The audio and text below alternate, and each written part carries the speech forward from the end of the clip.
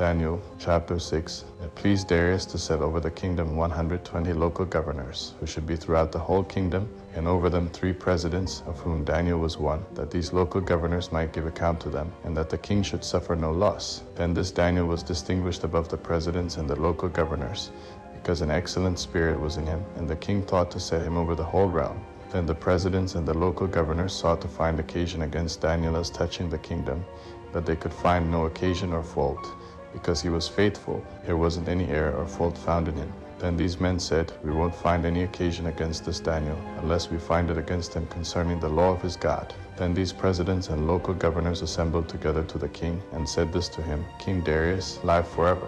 All the presidents of the kingdom, the deputies and the local governors, the counselors and the governors, have consulted together to establish a royal statute, and to make a strong decree that whoever asks a petition of any god or man for 30 days, except of you, O king, he shall be cast into the den of lions. Now, O king, establish the decree and sign the writing, that it not be changed, according to the law of the Medes and Persians, which doesn't alter." Therefore King Darius signed the writing and the decree. When Daniel knew that the writing was signed, he went into his house, and he kneeled on his knees 3 times a day, and prayed, and gave thanks before his God, as he did before. And these men assembled together, and found Daniel making petition and supplication before his God. Then they came near, and spoke before the king concerning the king's decree, having who signed a decree that every man who makes a petition to any god or man within 30 days, except to you, O king, shall be cast into the den of lions. The king answered, "This thing is true, according to the law of the Medes and Persians, which doesn't alter." Then they answered and said before the king, that Daniel, who is of the children of the captivity of Judah, doesn't respect you, O king, nor the decree that you have signed,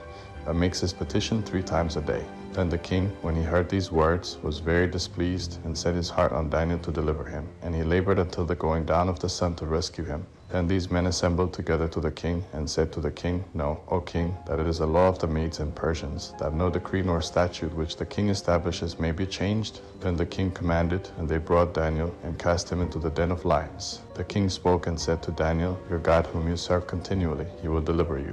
A stone was brought and laid on the mouth of the den, and the king sealed it with his own signet, and with the signet of his lords, that nothing might be changed concerning Daniel. Then the king went to his palace, and passed the night fasting. No musical instruments were brought before him, and his sleep fled from him.